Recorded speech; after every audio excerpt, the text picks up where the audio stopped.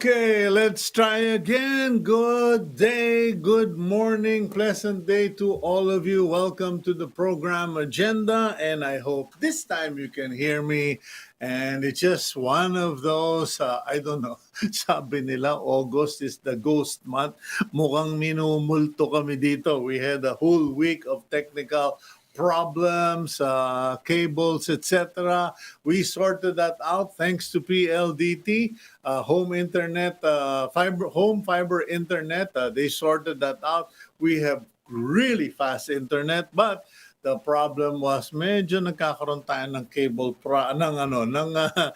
internal problem dito sa aking sound booth here in Lipa. In any case, welcome to the program. It's August 16, 2021. It's a Monday. It's a brand new week. Although we are still in the ghost month and we are, depending on your timetable, we are fast finishing or approaching the 1.5-year mark of our battle against COVID-19. Now, we will find out from our guests later today whether we are getting, we are winning some territory, whether we are winning battles, or this is just, as they say, ika nga, the thick of the fight. Kumbaga sa 12-round bout, parang feeling mo nasa round 7 or 8 ka na. Anyway, please continue to watch us via Cignal TV channels 8 and 250 as well as on Facebook.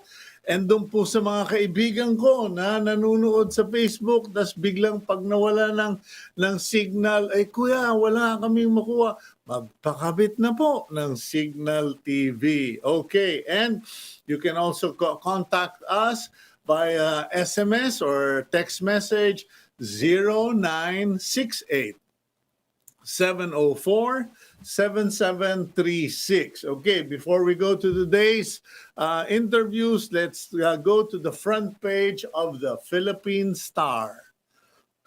Excuse me. And there you go. ASEAN EU urged to reaffirm freedom of navigation in South China Sea. Casimero, okay, our WBO bantamweight champ John Riel Casimero retained his crown via split decision. And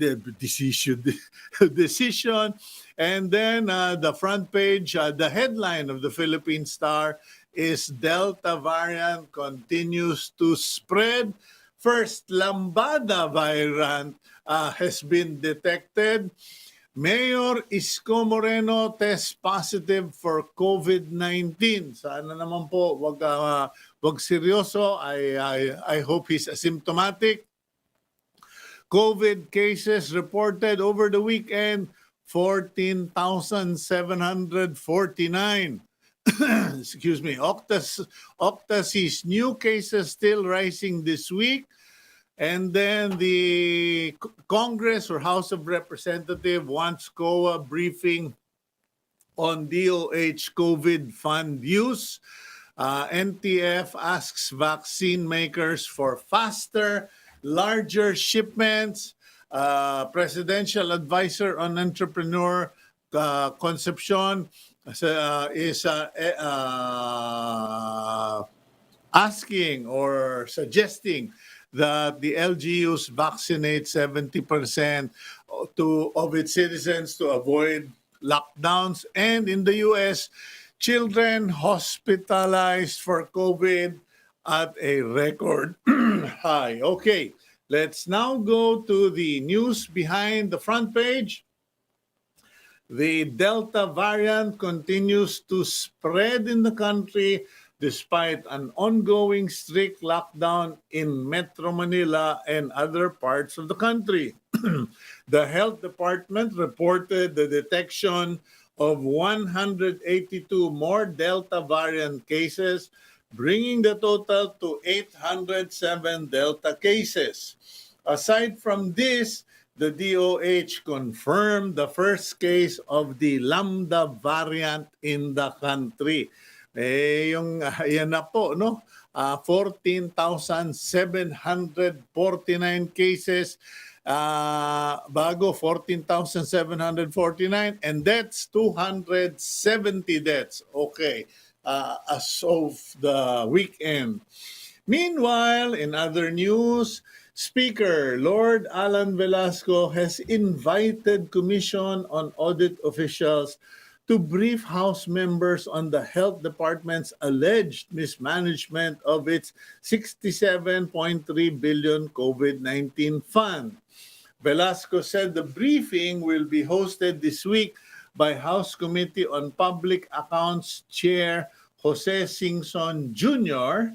He added that they would like to know the DOH explanation on the issue before making any conclusion. Okay.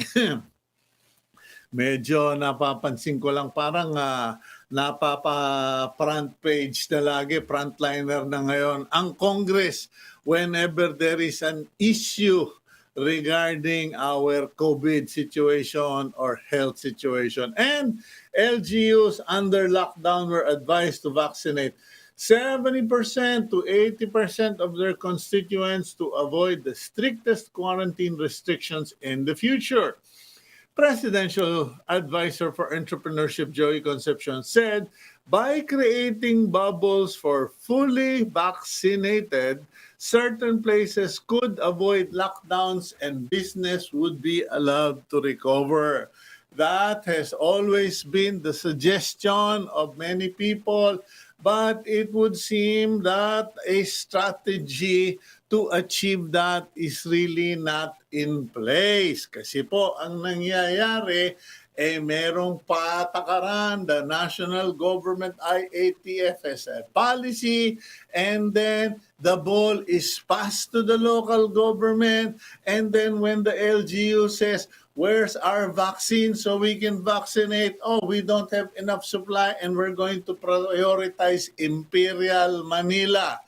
Yan po ang problema. It's always Imperial Manila, and then we want to talk about ideal scenarios.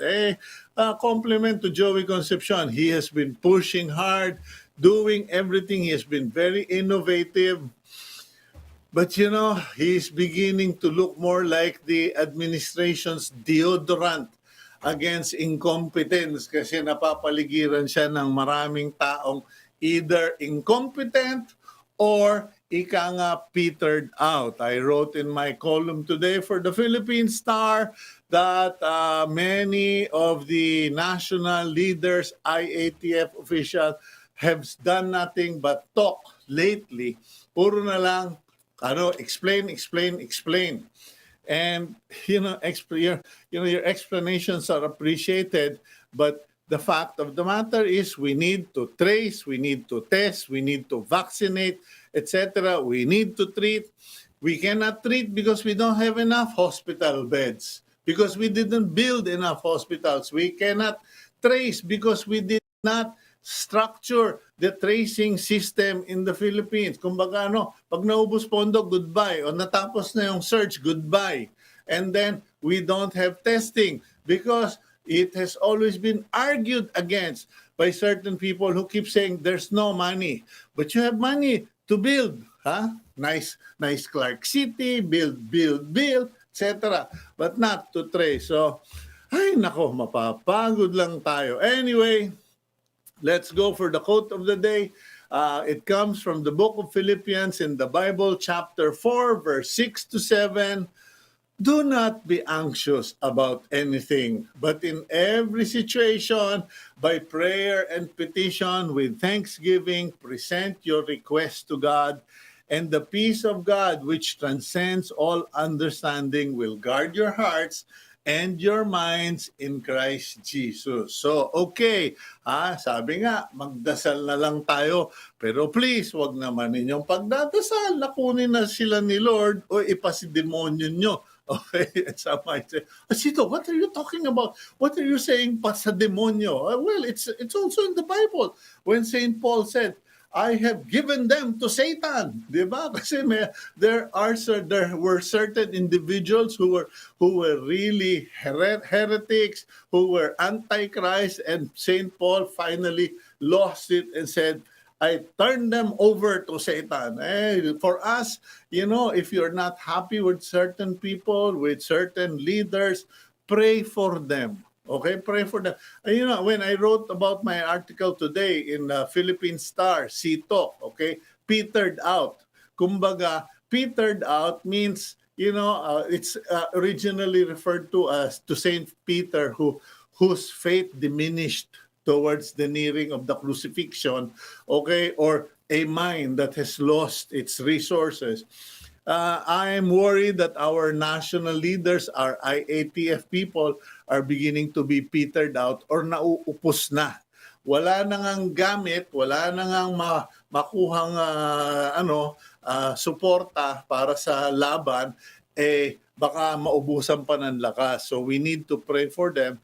But I also suggest to the President, dagdagan mo naman po o baguhin nyo na yung composition ng IATF. Let's break them up to Luzon, Visayas, and Mindanao. Let those regional IATF bodies decide. Hindi yung provincial IATF. Kasi even if you have provincial IATF, but they can't decide because you still have to ask Imperial Manila, or because vaccination policies are decided by Imperial Manila, what's going to happen? Anyway, I leave it to the experts. Poor little us, we can only pray. But mind you, sincere prayers afford much.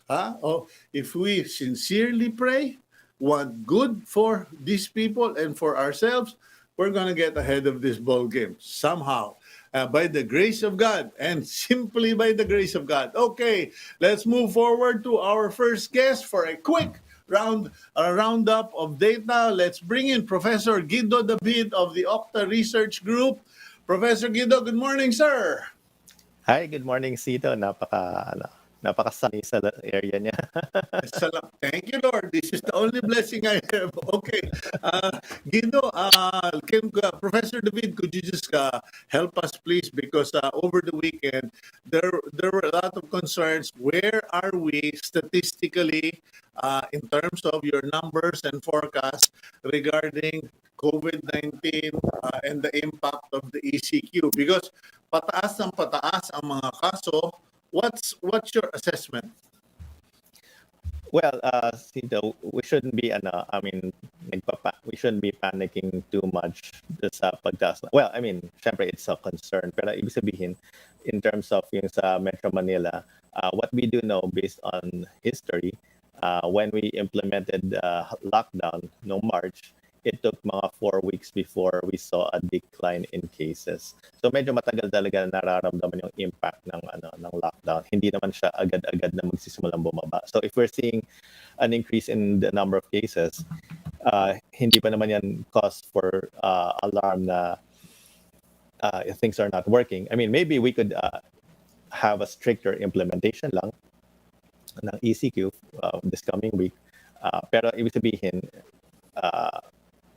what we're actually seeing is yung reproduction number, medyo nag-slow down din naman siya. It's at 1.9. Yes, I know tumataas siya, pero yung pag-increase ng reproduction number, bumagal naman compared to the week before ECQ. So may mga bright spots naman tayo nakikita. As I mentioned, sa 1.9 na reproduction number. We hope na hindi na lumagpas ng 4,000 yung cases sa Metro Manila, but we can't say that for sure yet. Pero elsewhere in the Philippines, medyo mabilis yung pagtaas ng cases in many provinces, and that's a concern. Kasi even if yung Metro Manila naka-ECQ, even if makontrol yan, we still need to mind what's happening sa mga provinces, especially yung mga medyo mabilis yung pagtaas ng cases like sa Cavite, Laguna, and Bulacan. And also Tarlac, we saw parang more than 100% one-week growth rate and 100% full na yung mga ICUs sa Tarlac. So there are areas na talagang dapat binabantayan natin, hindi lang Metro Manila. Yeah, having said that, is there a possibility that we might become overwhelmed outside of Metro Manila and it would render useless the prioritization of Metro Manila, because what comes to mind is Afghanistan, for instance. Medyo malayo, sabihin mo, Sito, ano ba yan? But in Afghanistan, the Taliban basically took over all the provinces, etc., and then over a few weeks suddenly converged on Kabul ba yun? And now they're in charge after 20 years. Baka dito, I'm just worried that there is too much focus on Metro Manila. What is the probability that we might get overrun by COVID cases outside of Metro Manila? Well, concerning yan, Cito, because outside Metro Manila, then actually yung matataas yung hospital utilization or hospital occupancy. For example, sa Laguna, Cavite, parehong above 70% na yung bed occupancy and ICU occupancy. Even in Batangas, above 70% na, and also Pampanga. And then sa Cagayan region, nasa critical level na sila sa hospital bed and ICU, pati sa Misamis Oriental. So there are places na medyo ma-overrun, malapit na ma-overrun yung hospital beds, hospital resources. And this is a concern. Sa Metro Manila, nasa 71% na yung ICUs, pero below 70% pa yung hospital beds. So talagang concerning yan. In my own model na ginawa namin for prioritization of vaccines, although mataas yung prioritization sa Metro Manila, hindi naman namin in-overlook yung mga provinces which are really at also usually at high risk. Kasi ito yung mga what we're seeing now sa Cavite, these are itong mga areas na to, Bacoor, Imus, Dasmariñas, these are places na madalas nagkakaroon ng surge, especially pag nagkaroon ng surge sa Metro Manila. So in fact, we should have considered it as parang parang major or greater Metro Manila, parang ganun, or yung NCR plus na tinatawag nila. We should Or have parang mega Metro Manila. Yes, exactly. Mm-hmm. Okay, now based on the numbers, the studies you've been doing through the months, okay, and particularly in the last few weeks, yung bang pagkalat, the spread or the growth rate, is it from Metro Manila slowly creeping out, or is it explosion of cases every or wherever, and there is no longer a predictable pattern where it's coming from? Normally, what we saw last year, nung August, and nung March this year, nagsisimula siya sa Metro Manila. And that's why medyo successful yung management natin. I mean, I know dumami cases nung last March, pero we were able to control it at least inside the NCR plus because of the composition of the bubble. And that was actually very important. And that was one of the strategies na ni-recommend natin even early on. More than a month ago, I think, na ilagay na agad sa bubble yung NCR plus, because this is a way to control the spread from expanding from Metro Manila to the other regions. Of course, nangyari ngayon, hindi naman nag-start sa Metro Manila yung Delta surge. It happened in many other places first, and then nakapasok sa Metro Manila. Nung nakapasok sa Metro Manila, doon nagkakaroon ng surge. So what usually happens is parang nagkakaroon ng mga spots na nagkakaroon ng hot spots, and then pag na-infect na yung Metro Manila, ayun, madadamay yung Metro Manila, yung Calabarzon, Central Luzon, and other places. I mean, I know nauna sa Bataan actually kesa sa Metro Manila, pero that would be the hot spot. Tapos nung nakapasok na sa Metro Manila, nahawaan na yung Calabarzon, Cavite, Laguna, Rizal. So that was siguro one of the intents ng vaccination na prioritization sa Metro Manila, dahil siyang nakakahawa sa Cavite, Laguna, Batangas, Rizal. Pero at that being said, yun nga, nasa prioritization na tinitingnan namin is kailangan rin talagang mabakunahan yung Cavite and Laguna and Batangas, these other areas around Metro Manila. So what's happening now is well, Parang I can't think of a strategy to fight this war. Para na tayong bumbero. Parang patay sunog na. If there is a fire, there is a major outbreak in one locality or province, we then send shipments of vaccines there to control the situation. But in terms of a real strategy, can we still think of is it still logical? Does it still make sense to say, can we please come up with a plan against COVID-19? It makes sense to say that, Cito. And right now, vaccinations will not solve this alone, especially the sa rollout ng vaccines natin. Yes, we can reallocate vaccines, reprioritize natin to mga nagiging hotspots. But we're in a race against the Delta. The Delta is already here and it's spreading already. So, ang and lockdowns don't, I mean, yes, they work, but they're not necessarily the best strategy if we have other strategies available. And this is what we've been advocating dati pa naman. Hindi naman yung lockdown lang yung sinasabi natin. In fact, lockdown is like the resort na ginagamit natin when the others are not working. And what we saw was that yung interventions natin are not working. Pero if we go back to the basics, ito talaga ito yung basics talaga. I mean, not hospital expansion kasi we are able to expand hospitals. And yung hospital expansion, this is just to address the surge. Pero ang basics natin is, contact tracing and testing. In fact, if we do mass testing, if we test people who are mobile, malaki may tutulong yan eh. Because I was talking to one of the Metro Manila mayors the other day and sabi niya, they conduct testing do sa mga quarantine violators or health protocol violators, yung mga hindi nakababa yung face mask. And they saw a rather high positivity rate of, I think, around 15% dito sa mga violators. So, ibig sabihin, yung mga naglalakad sa kalye na hindi nagsusot ng face mask, around 1 out of 7 of them are carrying the virus. And this is concerning. But if we have mass testing, we can address some of these. Because we can quickly isolate yung mga itong mga taong who are mobile na may dala ng virus. And if we don't have that, nahihirapan tayo to manage it because we're not able to control it. And then, of course, important din yung contact tracing and yung isolation. So that's early intervention na ginagawa rin ng other countries such as, for example, Taiwan, which is very successful. Of course, in Taiwan, meron din sila ng digital contact tracing app, which is very useful.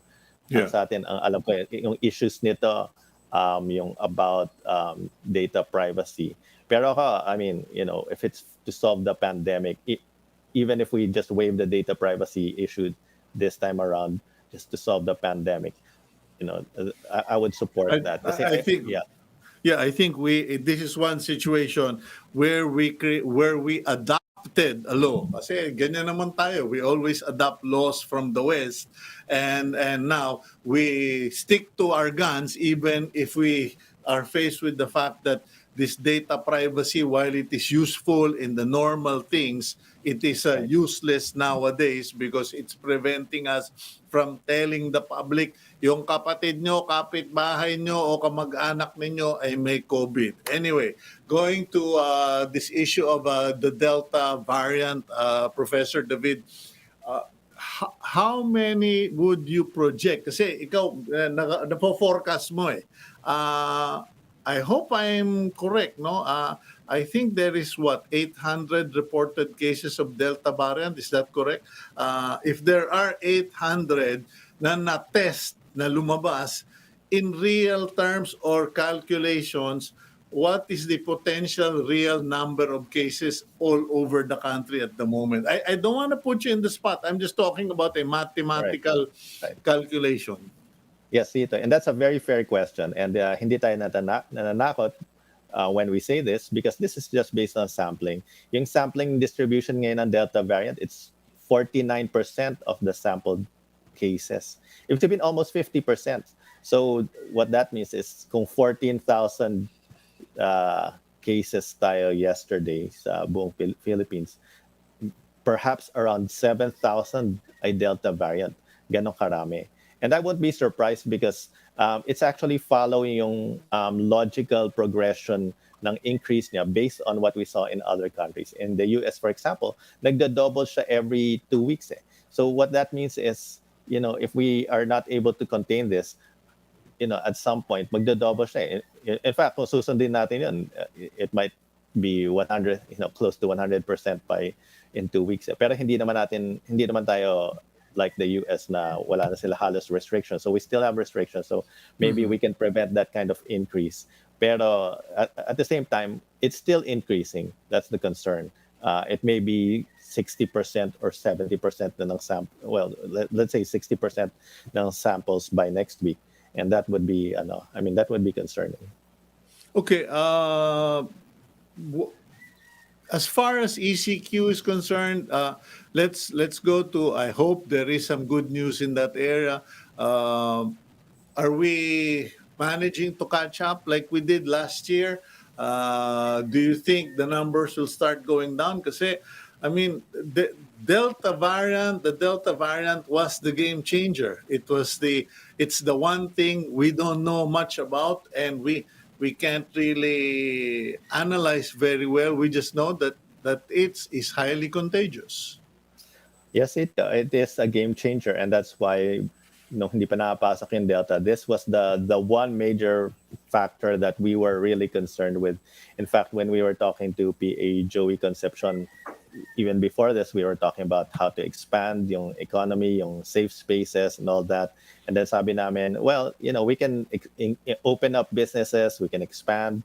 Ang real concern lang talaga natin itong Delta variant pag makapasok siya sa Philippines, before the end of the year. So, yung sa NCR, what we're seeing is yesterday, may bright spot ng konti.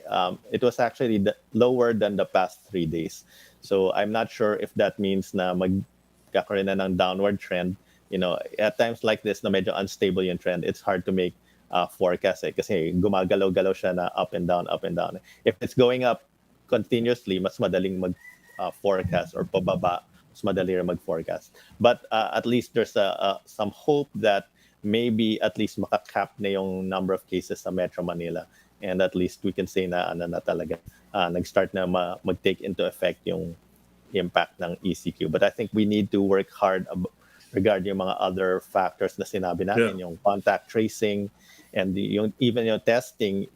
Testing natin, it's almost nasa 20% na yung positivity rate sa Metro Manila. It's at a high, yung peak ng March nasa 25%. So 20% is medyo that's a high positivity rate. We should really expand testing, maybe augment it with antigen testing. Kung pwede tayo mag-randomized testing sa streets tulad ng ginagawa ng ibang mayor, I think that would really help to control the number of cases. Okay, final question, questions, just two questions. Do you think there will be a need, or is it probable, is it a statistical probability that we will have to extend ECQ? Well, based on the numbers, I think there's a fair possibility that it may be extended. There's also a possibility that they might move to something like an MECQ, maybe a stricter MECQ, depending on the numbers siguro. I think it's unlikely they will bring it down to GCQ agad-agad because of the hospitals getting full na, ICUs getting full. So siguro right now we're looking at maybe an extension of ECQ or bringing it down to MECQ na medyo strict na MECQ.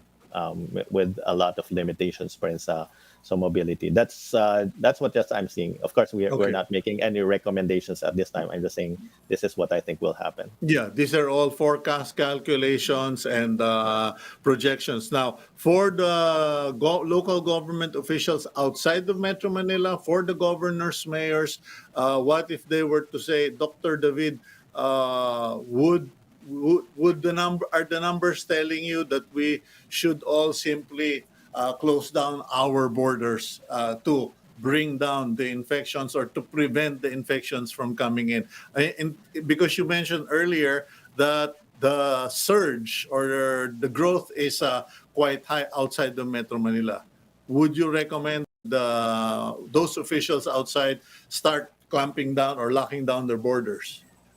I think they should, Cito, if we're talking about local borders. Kasi there are areas naman na hindi pa masyadong na-affect.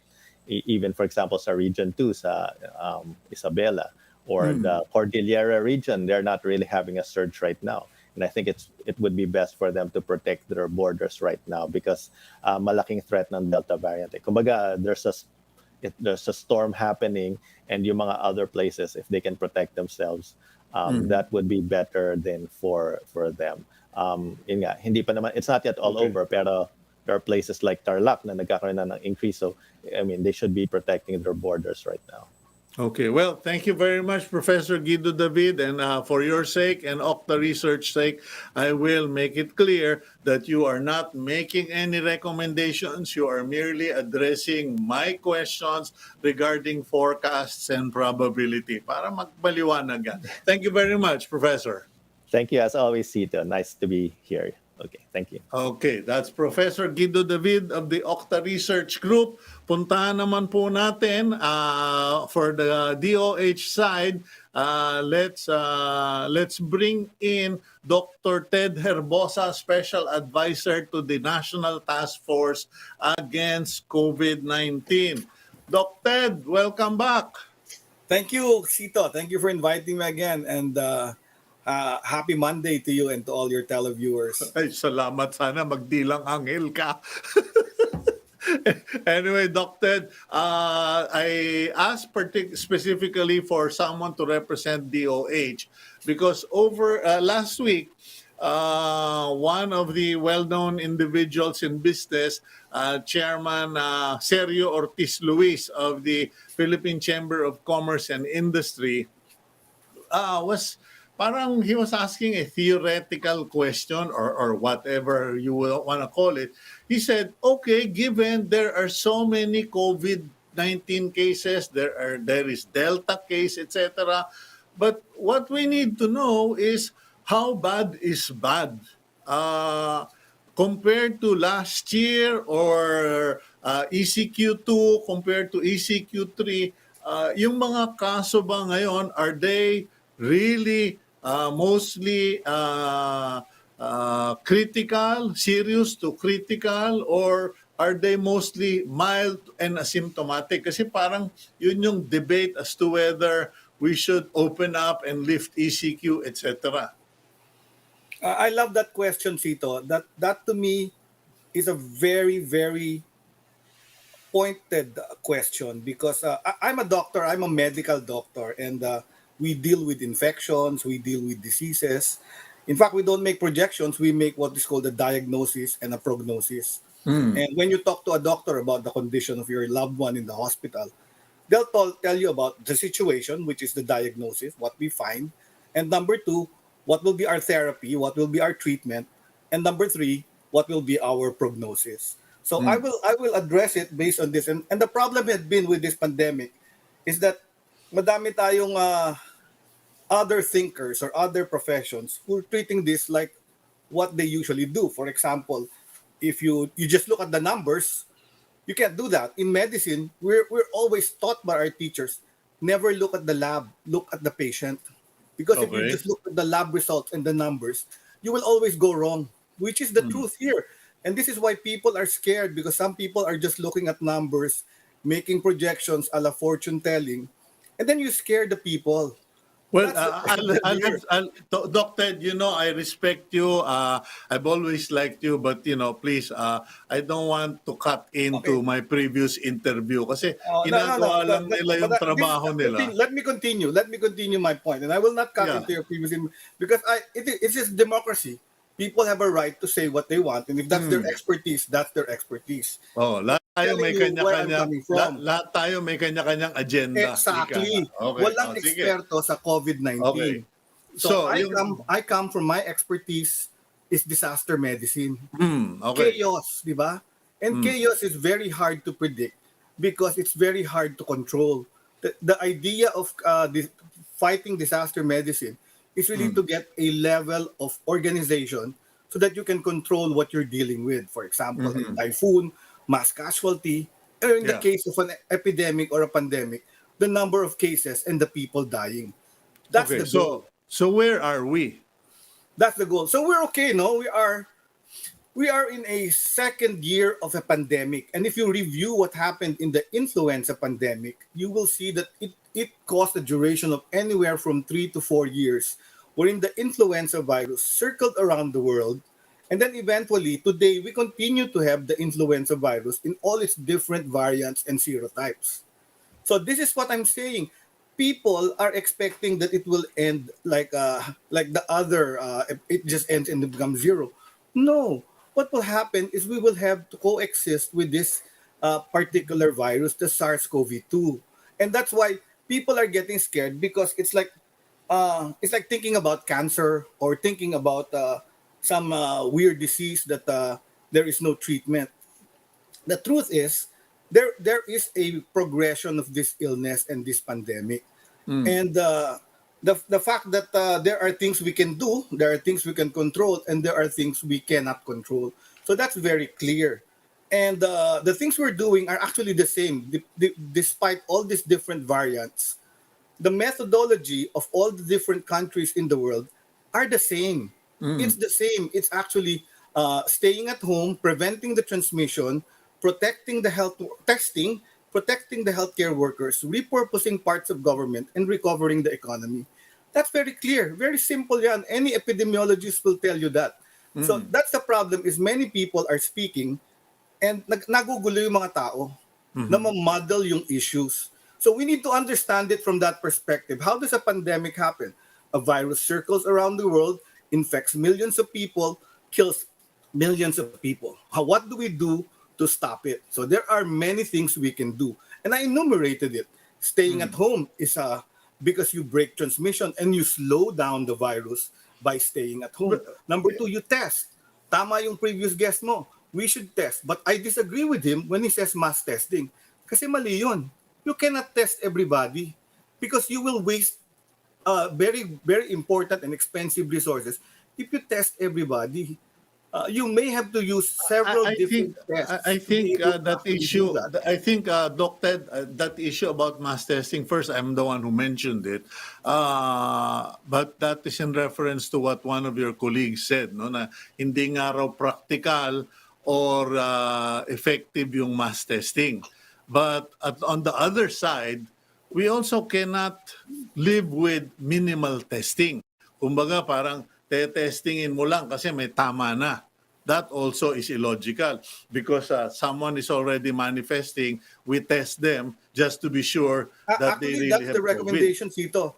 That's the recommendation. That's where the debate is. So the experts are saying we do expanded targeted testing. What is expanded targeted testing?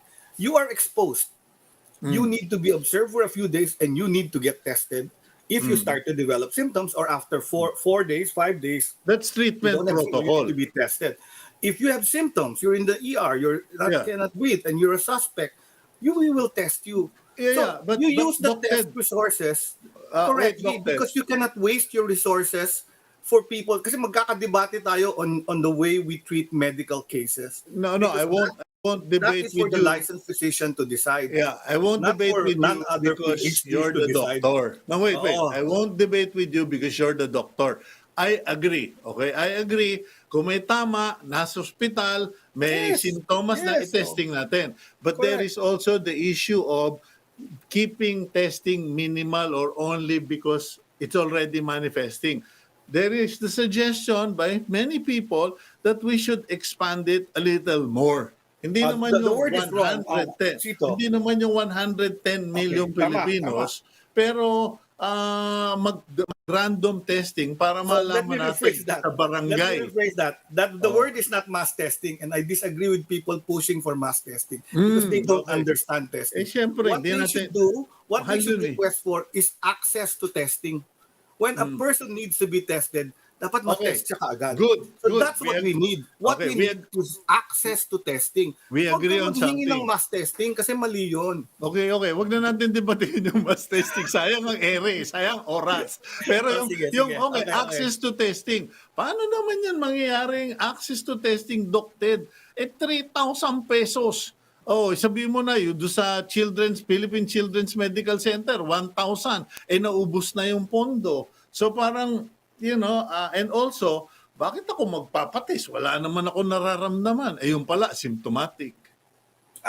Yun nga ang problema doon. Actually, the people that need to be tested get tested for free, I think. They don't pay. Kung ikaw ay targeted, if you fall, yun ang hindi naiintindihan ng mga tao. Ba't ka magbabayad? Kung ikaw naman ay kategorya doon sa expanded targeted testing, bayad ka ng PhilHealth. Iti-test ka. Maniningil na lang yung testing center sa PhilHealth.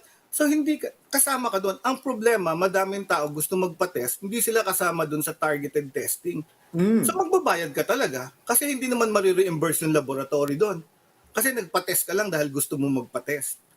Di ba? Or may gusto prescription ka kitang ng doktor. ipa-test. That means yung doktor mo gusto kang pa-test pero outside ka doon sa kategorya ng expanded targeted testing. So magbabayad ka talaga. So should the test all be free? Hindi. Because limited ang pera natin eh. Hindi naman tayo mayamang bansa eh. So I think that should also be understood very well. I don't know mahirap about... yung madaming political clamor for a thing that is I not don't know. scientific. Sorry, mag-aaway talaga tayo pag sinabi mo hindi tayo mayamang bansa. Nako, mag-aaway tayo dyan. Mayaman ng Sige, Pilipino. disagree agree ako sa dyan. May pera tayo. Meron Kayang bumili ng 2 Learjet o ng 2 kung anong jet yun para... Tama yan, Cito. Ayoko nun. But the resources anyway, are not finite. The fine, resources I are agree. finite. Okay, but Hindi okay. siya bottomless pit. Nililigaw mo ako eh. At tinatanong ko sa'yo, what is the situation of the COVID cases right now? Kasi some people are saying mild to asymptomatic. Some people are saying, hindi, it's So let still me the spin same. it kasi nakakatakot yung ginagawa ng media eh. And I'm not yun na naman. telling you Media general. ako. There are some media that are talking very scary things, no? And the truth is the case fatality rate of this illness is 1.7%. That means only 1.7 out of 100 will die. But that's a population statistic. So we should say, hindi naman siya a deadly disease. It's not like Ebola where 50% of the people who get it will die. But it becomes deadly when you are are in the category of what we call high-risk group. Pag ikaw ay nasa high-risk group, kaya senior citizen or with comorbidity, may ibang sakit, tumataas bigla yung mortality rate. So hindi yan pareho. When I say 1.7, now if you're a young male or a young child, you get this COVID, most likely you'll recover. And probably you know a lot of friends of yours, 9 out of 10 have recovered. But 1 out of 10, you will hear, died. And they're probably may ibang sakit. So that's where we need to understand this. Very important to protect the high risk. So when you have... Time out. Hindi kasi, ang gusto kong maklarify and people need clarification. Sorry, I don't want to be rude, no? But kasi I am down to last 2 minutes with you. Yung sa emergency ba? Kasi puro pictures ng hospital na full COVID cases, full, we cannot accept patients.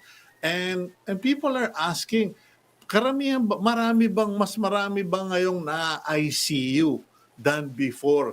And is it related to Delta? Yung last question, is it related to Delta? Most likely it is. You heard from the previous speaker na 47% of the samples are already Delta. And a week ago, it was only like 30%. A week ago, it was like 10%. Wow. A week prior to that, it's like even less. So I think the increase in cases is due to the Delta variant. Yes, the ICUs are full, and the ICU will be the first one to be filled up in a hospital. So those are the ones needing oxygen and are critical. And the problem with that is we have a situation in hospitals called access block. As you continue to have new cases, your people in the ICU do not recover on a day-to-day basis. They recover on a weekly basis. So which means you'll have what we term as access block in the ER. Or exit block. I think that's the key term, Doc Ted. Kasi Yes, it's many called of access us... block. No, not only that. We tend to forget na pag ang tao na hospital because of COVID, pinakamahina 3 araw, pinakamahaba 1 buwan. Correct. What patients eat up time and space in the ICU. And then cumulative yan. We've been having 14,000 cases a day. Let's say 1% of those 14,000 kailangan nasa ICU. 100 yun araw-araw. Ilan lang ba ang ICU bed natin? So nakita mo, nag-accumulate yan. Nasaan sila ngayon? Nasa mga tent. nasa Okay. mga ER. Are they being cared less? Yes, but they need to be in ICU, but they are not abandoned. What we don't want to see is a situation wherein the hospitals cannot cope. So, kudos to all the doctors, the hospital directors. They're coping as best as they could. They're Okay. stopping outpatient clinics. They're Yeah. stopping elective surgery. They're reallocating their resources so that everybody that needs care needs care. And where do you see this as a result? Our case fatality rate has not increased. Okay. Unlike Well, nakita mo sa India, yeah. dumami yung namamatay doon sa sasakyan, sa tuktok, namamatay na yung tao tapos walang maibigay na oxygen. We have not gone to that situation, and I do hope our mathematician is correct that it seems like we're peaking and we were slowing down, because the statistics yesterday, although it's still 14,000, is less than the day before, which was 14,007. Well, we're all hoping for the best, Doc Ted, and hayaan mo, I will debate with you in another episode of Agenda. Short lang talaga ako sa Iba oras lang talaga today. pananaw ko. Okay. Iba lang Okay. talaga pananaw ko, and medyo Okay. kontra sa iba. So I'm just Okay. trying to explain how people should look at this Yeah. pandemic. Well, Thank you, no, I thank think you. you answered the key element. People eat up space and time in the ICU because it is a longer treatment in intensive care than other diseases. Thank you very It uses up much. more resources and Yeah. people. Tama Yeah. yan. oo. Thank you very much, Dr. Ted Thank you. Herbosa. Okay. Yan po si Dr. Ted Herbosa, Special Adviser, National Task Force Against COVID-19. Bagamat medyo pagano-gano kami, alam nyo naman, dito sa agenda, very informal, and but we got the answer. If you are reading, hearing, and watching so many news reports of hospitals shutting down their ICU, their COVID facilities, closing down for new patients, it is simply because there are many patients who are still in their ICUs who cannot just be released after 2 or 3 days. They often stay 3, 5, 7 to 1 day, to 1 month. Yun po, no? I know because I have a couple of friends, 2 friends who landed in the ICU and stayed in the ICU for a month. Butas ang bulsa nila. We'll go for a quick break. When we return, let's bring in a mayor from the South to find out how they are doing here on Agenda.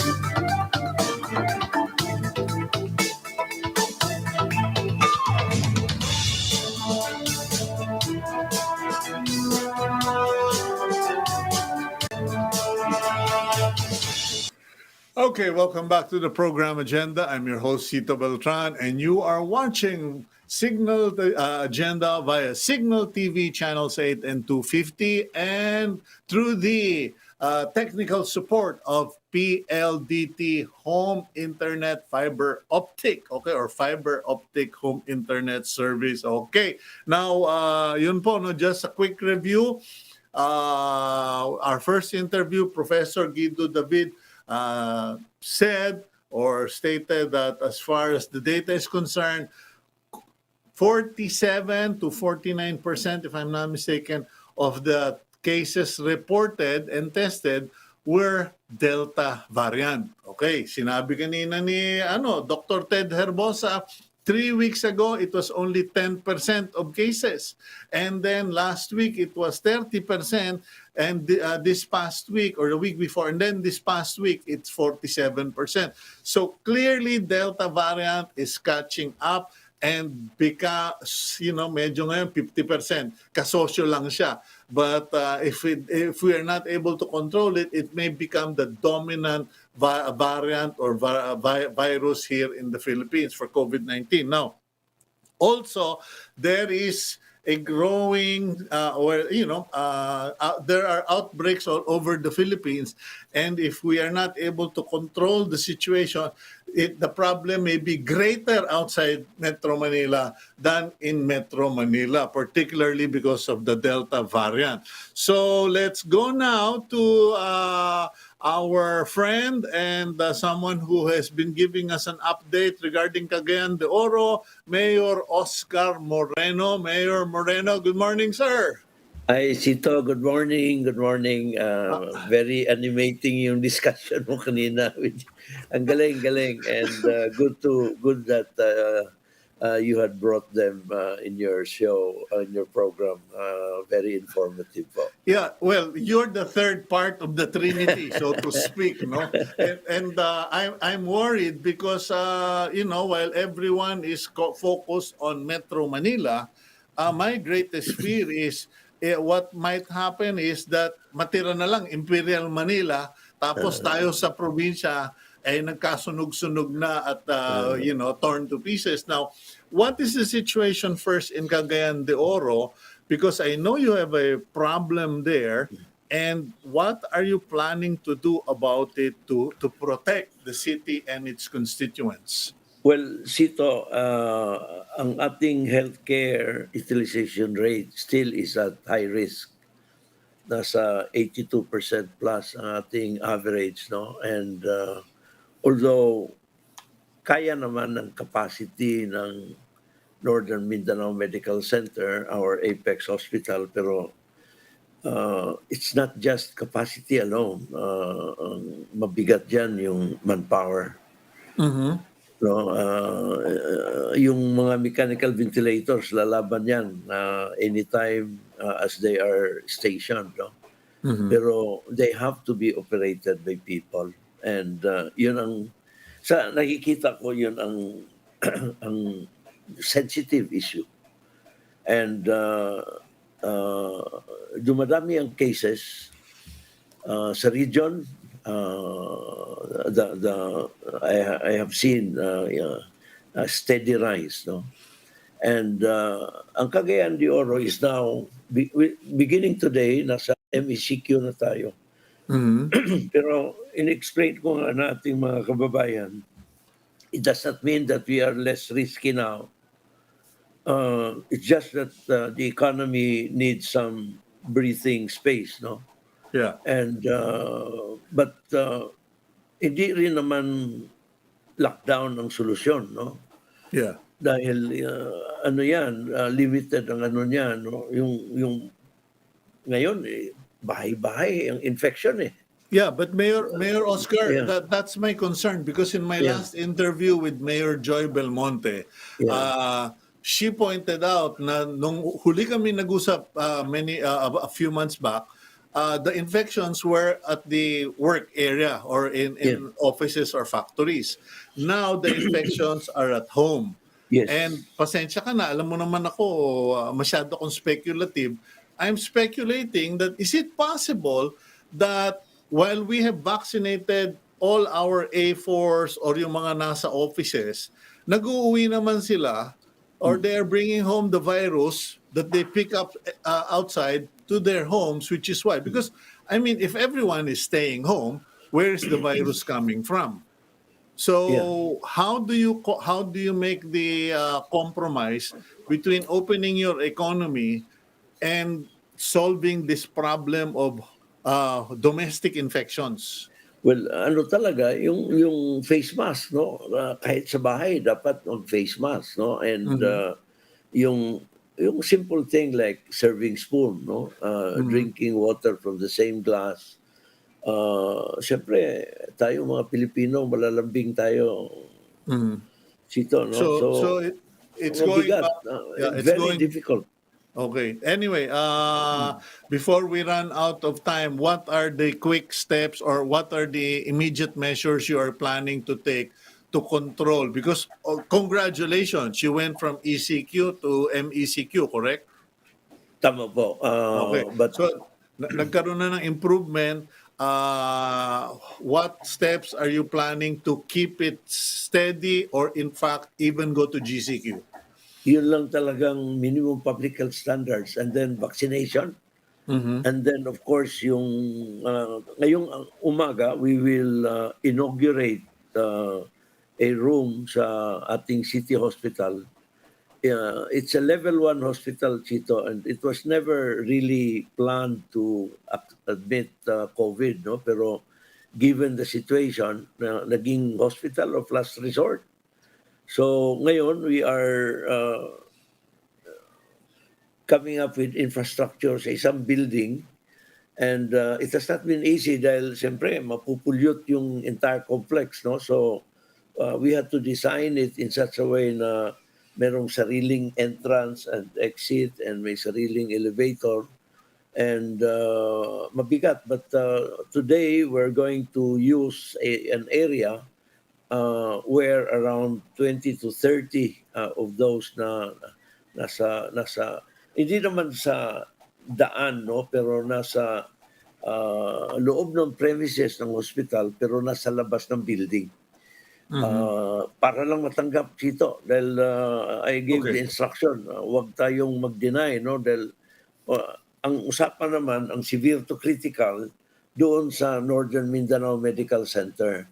And then meron tayong mga private hospitals na tumatanggap na rin, and salamat din sa kanila. Although ang percentage still pwede pang ma-improve, but again, ang ano talaga, ang meron din tayong problema. If people know na malakas ang capacity, they might tend to be complacent, no? Kaya naintindihan ko talaga yung hospital. Kung sa kanila, lockdown na. Pero siyempre, they are at risk. They are No. at risk, no? Okay. So, ano lang talaga, disiplina sa taong bayan, no?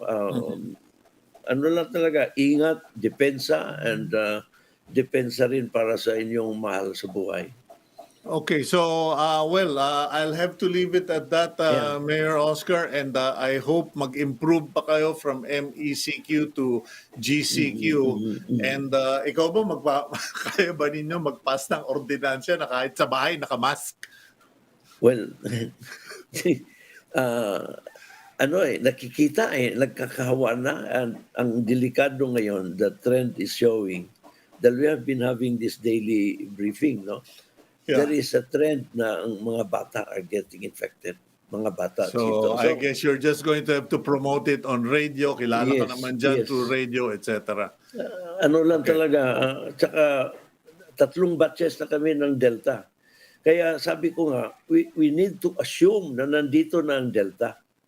And we cannot say na hanggat hindi ma-confirm na Delta, hindi yan Delta. No.